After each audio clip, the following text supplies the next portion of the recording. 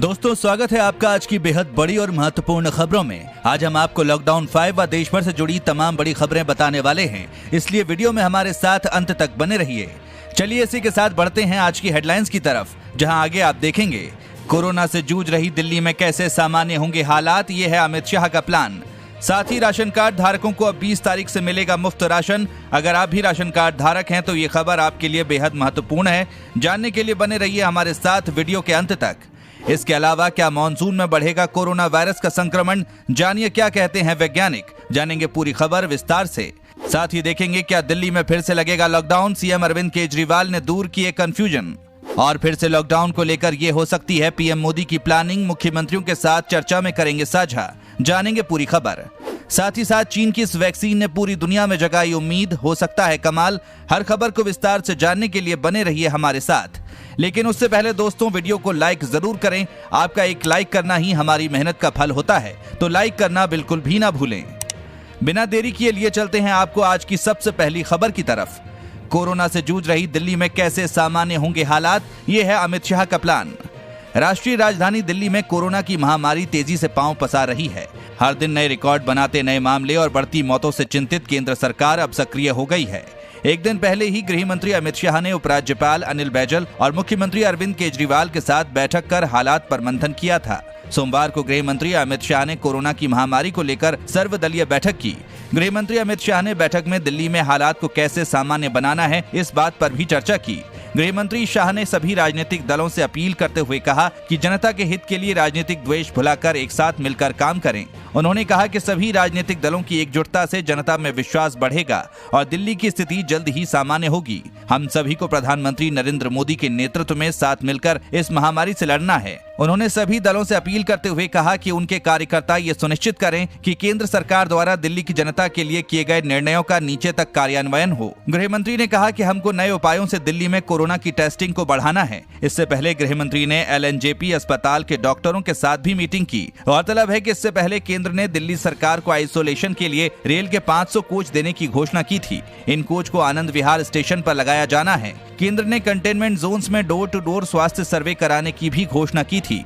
बता दें कि दिल्ली में कोरोना के मरीजों की तादाद 41,000 के पार पहुंच चुकी है।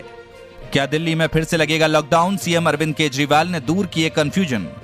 देश की राजधानी में कोरोना वायरस के मामले तेजी से बढ़ने लगे हैं। ऐसे हालात देखकर लोग फिर से लॉकडाउन की अटकलें लगाने लगे थे। कुछ दिन से सोशल मीडिया और चैटिंग एप्स पर फर्जी मैसेजेस की भरमार हो चली थी। कुछ में दिल्ली एनसीआर के भीतर 18 जून से सख्त लॉकडाउन की बात कही गई थी।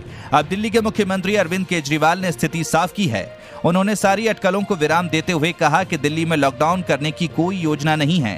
केंद्र सरकार की ओर से 8 जून के बाद से बहुत सारी गतिविधियों में छूट दी गई है। इसे अनलॉक 1 कहा गया है। हालांकि इस दरमियान कई राज्यों में कोरोना के मामले इतनी तेजी से बढ़े हैं कि लोगों को लगा कि अब शायद फिर से लॉकडाउन होगा। इस डर का फायदा अफवाह फैलाने वालों ने उठाया और फर्जी संदेश वायरल कर दिए। केंद्रीय गृह राज्य मंत्री भी इस मैसेज को पूरी तरह फर्जी बता चुके हैं। राशन कार्ड धारकों को अब 20 तारीख से मिलेगा मुफ्त राशन, जान लीजिए पूरी खबर। दोस्तों, आपको बता दें कि लॉकडाउन में केंद्र सरकार की ओर से सभी कार्ड धारकों को मुफ्त दिया जाने वाला चावल अब 15 की बजाय महीने की 20 तारीख को दिया जाएगा। प्रधानमंत्री गरीब कल्याण योजना के तहत समस्त राशन कार्ड धारकों, जॉब कार्ड धारकों को प्रति यूनिट के हिसाब से 5 किलो चावल देने का नियम शासन की ओर से बनाया गया है। कोरोना के बढ़ते संक्रमण को देखते हुए शासन की ओर से लॉकडाउन के बाद से सभी कार्ड धारकों को प्रति यूनिट 5 किलो मुफ्त चावल देने का नियम शासन की ओर से बनाया गया। सरकारी राशन की दुकानों पर महीने की 15 तारीख को अब तक वितरण किया जाता था, लेकिन खास नीति के तहत अब जून में जो राशन दिया जाना था उसका वितरण 20 तारीख से किया गया है। जिला आपूर्ति अधिकारी दिलीप कुमार ने बताया कि महीने का राशन 5 तारीख और प्रधानमंत्री गरीब कल्याण योजना का राशन 15 तारीख से बांटा जाता था, जिससे अव्यवस्था होती थी। इसको ध्यान में रखते हुए 20 तारीख से राशन बांटना तय किया गया है। बताया कि प्रति कार्ड धारक को 1 किलो चना भी मुफ्त दिया जाएगा। क्या आपको राशन समय पर मिल रहा है? कमेंट में जरूर बताएं। क्या मॉनसून में बढ़ेगा कोरोना वायरस का संक्रमण, जानिए क्या कहते हैं वैज्ञानिक। दोस्तों, आपको बता दें कि भारत में कोरोना वायरस का संक्रमण पिछले कुछ दिनों में बहुत तेजी से बढ़ते हुए देखा गया है। खास तौर पर बात करें तो मई और जून में कोरोना का संक्रमण तेजी से फैला है। भारत में कोरोना पॉजिटिव केस 30 जनवरी को आया था। तब भारत में इसको लेकर बहुत ज्यादा चिंता नहीं थी।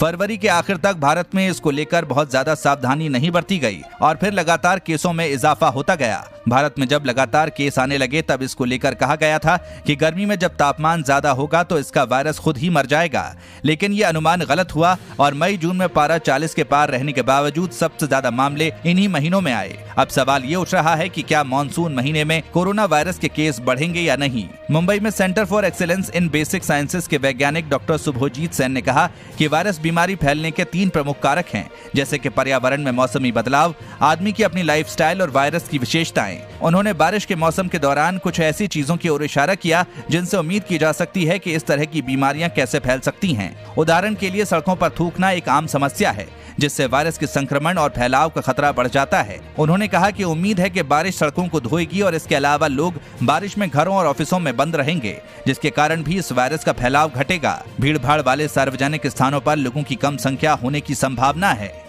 फिर से लॉकडाउन को लेकर ये हो सकती है पीएम मोदी की प्लानिंग, मुख्यमंत्रियों के साथ चर्चा में करेंगे साझा। देश में कोरोना वायरस के मामले लगातार बढ़ते जा रहे हैं। सोमवार को यह आंकड़ा 3.32 लाख को पार कर गया। अब तक इससे 9,000 से अधिक लोगों की मौत भी हो चुकी है। इस बीच ऐसी भी रिपोर्ट आने लगी है कि कोरोना की बिगड़ती स्थिति को देखते हुए सरकार फिर से लॉकडाउन लगाने जा रही है। हालांकि सरकार ने अभी तक आधिकारिक तौर पर लॉकडाउन को लेकर कुछ नहीं कहा है। कई मंत्रियों ने फिर से लॉकडाउन की संभावना से इनकार किया है। अंग्रेजी अखबार इकोनॉमिक टाइम्स ने संभावित लॉकडाउन को लेकर एक रिपोर्ट छापी है। इसमें दावा किया गया है कि पीएम मोदी की फिर से लॉकडाउन लागू करने की कोई योजना नहीं है। अखबार ने एक बेहद भरोसेमंद सूत्र के हवाले से लिखा है कि पीएम मोदी कोरोना पर काबू पाने के लिए पूरे देश में फिर से लॉकडाउन लगाने के पक्ष में नहीं है। रिपोर्ट में कहा गया है कि पीएम मोदी जल्द ही देश के सभी मुख्यमंत्रियों के साथ प्रस्तावित बातचीत में इस बारे में विस्तार से चर्चा करेंगे। रिपोर्ट में कहा गया है कि राज्यों के मुख्यमंत्रियों के साथ बातचीत में पीएम मोदी उनसे कोरोना के खिलाफ जंग में किसी प्रकार की लापरवाही नहीं बरतने की बात कहेंगे। इसके अलावा पीएम मोदी उनसे गहन डोर टू डोर स्क्रीनिंग अभियान चलाने और सोशल डिस्टेंसिंग का कड़ाई से पालन करने की बात कहेंगे। सीएम योगी आदित्यनाथ का निर्देश, अभी भी प्रदेश में पूर्ण अनुशासन आवश्यक। वैश्विक महामारी कोरोना वायरस के संक्रमण काल में प्रदेश के हर नागरिक के बारे में चिंता करने वाले सीएम योगी आदित्यनाथ ने अधिकारियों को हर जगह पर पूर्ण अनुशासन का पालन करने का निर्देश दिया है। लोक भवन में टीम 11 के साथ कोविड-19 की समीक्षा के दौरान सीएम योगी आदित्यनाथ ने अनलॉक 1 के दौरान भी कहीं भी किसी भी प्रकार की लापरवाही न होने देने के निर्देश दिए हैं। सीएम योगी आदित्यनाथ ने कहा कि अनलॉक 1 का मतलब अनुशासन है। कोरोना से बचाव के लिए अनलॉक व्यवस्था के दौरान पूर्ण अनुशासन के साथ रहना आवश्यक है। उन्होंने कोविड-19 के संक्रमण की चेन को तोड़ने के लिए लगातार सतर्कता बरतने पर बल दिया है। मुख्यमंत्री ने सोमवार को लोक भवन में एक उच्च स्तरीय बैठक में अनलॉक व्यवस्था की समीक्षा की। उन्होंने कहा कि कोविड और नॉन कोविड अस्पतालों की व्यवस्था को चुस्त दुरुस्त बनाए रखने के लिए हर स्तर पर संवाद आवश्यक है। जन स्वास्थ्य की दृष्टि से एनसीआर के जिलों में सतर्कता बरती जाए। मुख्यमंत्री योगी आदित्यनाथ ने अपनी टीम 11 को 11 जनपदों में नोडल अधिकारी के रूप में तैनात वरिष्ठ प्रशासनिक अधिकारियों तथा विशेषज्ञ चिकित्सकों के साथ निरंतर संवाद बनाए रखने के निर्देश दिए हैं। चीन की इस वैक्सीन ने पूरी दुनिया में जगाई उम्मीद। दोस्तों, आपको बता दें कि कोरोना वायरस के बढ़ते मामलों के बीच एक और वैक्सीन ने लोगों की उम्मीद जगाई है। चीन की सिनोवैक बायोटेक कंपनी का दावा है कि उसकी वैक्सीन ट्रायल में काफी असरदार साबित हुई है। कंपनी का कहना है कि कोरोना वैक ने पहले दूसरे चरण के क्लिनिकल ट्रायल में प्रतिरक्षा प्रतिक्रिया हासिल कर लिया है। बीजिंग स्थित इस कंपनी का कहना है कि इस वैक्सीन का कोई गंभीर साइड इफेक्ट नहीं देखा गया है। 14 दिनों के अंतराल पर दी गई इस वैक्सीन के 2 हफ्तों के बाद 90% से भी ज्यादा लोगों में न्यूट्रलाइजिंग एंटीबॉडी विकसित हुई। चीन में पहले और दूसरे चरण का ये ट्रायल 18 से 59 आयु वर्ग के 743 स्वस्थ लोगों पर किया गया था। अभी उस समूह के डेटा का इंतजार है जिन पर वैक्सीन के ट्रायल 28 दिनों के अंतराल पर किए गए हैं। सिनोवैक अपने वैक्सीन के परिणाम एकेडमिक जर्नल में प्रकाशित करने की योजना बना रहा है। सिनोवैक के चेयरमैन और सीईओ वेइदोंग इन ने कहा कि लोगों को कोविड-19 से बचाने के लिए कंपनी इसकी उत्पादन क्षमता बढ़ाने पर काम कर रही है ताकि इससे ज्यादा डोज बनाए जा सके। दोस्तों, आपको क्या लगता है कि कोरोना का टीका कौन सा देश पहले बनाएगा? कमेंट में अपनी राय अवश्य दें। 14 करोड़ लोगों की बढ़ी मुश्किल, जून के अंत तक नहीं बचेंगे खर्च करने के लिए पैसे। कोरोना वायरस महामारी स्वास्थ्य के मोर्चे पर लगातार बड़ी चुनौती बनती जा रही है। वहीं दूसरी तरफ देश भर में गरीबी में जीवन यापन करने वाले लोगों की समस्या भी अब चिंताजनक स्तर पर पहुंच रही है। खासकर शहरी गरीबी को इस वैश्विक महामारी से सबसे बड़ा धक्का लगा है। आधिकारिक आंकड़ों से पता चला है कि सबसे आशावादी परिदृश्य में भी भारत की 30% शहरी आबादी इस महीने के अंत तक अपनी बचत को खर्च कर चुकी होगी। तुलनात्मक रूप से ग्रामीण इलाकों में रहने वाले गरीबों पर इतना ज्यादा असर नहीं पड़ेगा। हालांकि उन पर भी इसका असर देखने को मिल रहा है, लेकिन कई जन कल्याणकारी योजनाओं का उन्हें लाभ भी मिल रहा है। एक सर्वे के मुताबिक लॉकडाउन के बाद से अब तक 84% घरों की इनकम छिन गई है। इसके बाद लोग अपनी बचत की रकम खर्च करने को मजबूर हुए। शहरी इलाकों में रहने वाले गरीबों के लिए ये बचत रकम भी बेहद कम थी और अब ये भी खत्म होने वाली है। इस सर्वे में कहा गया कि शहरी इलाकों में 62% और ग्रामीण इलाकों में 50% लोगों की इनकम प्रभावित हुई है। शहरों में रहने वाले करीब 9.2 करोड़ लोग और गाँवों में रहने वाले करीब 8.9 करोड़ लोग लॉकडाउन के पहले चरण में प्रभावित हुए हैं। सरकार द्वारा किसानों और ग्रामीण आबादी को दी जाने वाली मदद और यहाँ आर्थिक गतिविधियां शुरू होने की वजह से जून के अंत तक खपत में सुधार देखने को मिलेगा, लेकिन शहरों में करीब 13.9 करोड़ लोगों को अभी भी अपनी बचत से काम चलाना पड़ रहा है और जून के अंत तक ये भी लगभग खत्म हो जाएगा। ये अनुमान नेशनल सैंपल सर्वे ऑर्गेनाइजेशन के आंकड़ों के आधार पर हैं। दोस्तों, आगे और भी बड़ी खबरें बाकी हैं, वीडियो में हमारे साथ बने रहिए। उससे पहले अभी तक आपने चैनल को सब्सक्राइब नहीं किया तो सब्सक्राइब करें और बेल के आइकन को जरूर दबाएं। केंद्र के बाद एक्शन में दिल्ली सरकार, दिल्ली में दूर होगी कोरोना मरीजों के लिए बेड की किल्लत। कोरोना मरीजों के लिए अस्पतालों में बिस्तरों की कमी की रिपोर्ट के बाद एक अच्छी खबर है। दिल्ली के छतरपुर में राधा स्वामी सत्संग कैंपस में कोरोना मरीजों के लिए करीब 10,000 बेड की व्यवस्था की जा रही है। रविवार को दिल्ली के उपराज्यपाल अनिल बैजल ने राधा स्वामी सत्संग परिसर का दौरा भी किया। निरीक्षण के दौरान उपराज्यपाल ने कोरोना मरीजों के लिए सुविधाओं पर अधिकारियों से चर्चा की। उपराज्यपाल अनिल बैजल ने दौरे के बाद पत्रकारों से बातचीत में कहा, कोरोना महामारी के मद्देनजर मेडिकल इंफ्रास्ट्रक्चर की जरूरत पड़ेगी। इसी को ध्यान में रखते हुए इस जगह पर सुविधाओं का निरीक्षण किया है। इसके अलावा देखना होगा कि यहाँ क्या चुनौतियाँ होंगी। जिला अधिकारी तमाम जरूरतों का अध्ययन कर रहे हैं।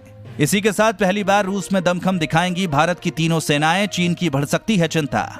दोस्तों, आपको बता दें कि पहली बार भारत की तीनों सेनाओं की एक टुकड़ी 24 जून को रूस की राजधानी मॉस्को के रेड स्क्वायर से मार्च करती हुई नजर आएंगी। 2015 में केवल भारतीय थल सेना सैन्य परेड में शामिल हुई थी। इस कार्यक्रम के लिए रूस ने प्रधानमंत्री नरेंद्र मोदी को न्योता भेजा था। हालांकि कोरोना वायरस महामारी के कारण प्रधानमंत्री इस कार्यक्रम में शामिल नहीं हो पाएंगे, लेकिन भारत की तीनों सेनाएं अपनी ताकत का प्रदर्शन करेंगी। ऐसे में रूस के साथ गहरे सैन्य संबंध रखने वाली चीन की चिंताएं बढ़ सकती हैं। रूस हर साल 9 मई को विक्ट्री डे परेड का आयोजन करता है। इस साल कोविड-19 की वजह से ये टल गई थी। पिछले साल व्लादिवोस्तोक में मुलाकात के दौरान रूस के राष्ट्रपति व्लादिमीर पुतिन ने प्रधानमंत्री मोदी को इस साल आने का न्योता दिया था। उनकी गैर मौजूदगी की भरपाई के लिए सरकार जल, थल और वायु सेना के 75-80 जवान 19 जून को मॉस्को भेज रही है, जो कि परेड में हिस्सा लेंगे।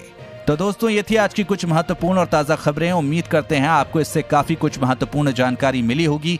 बस इसके बदले में इतना ही चाहते हैं कि आप इस वीडियो को अपने सभी दोस्तों के साथ फेसबुक, व्हाट्सएप पर शेयर ज़रूर करें, जिससे वो भी दिन भर की बड़ी खबरों से अपडेट रह सकें।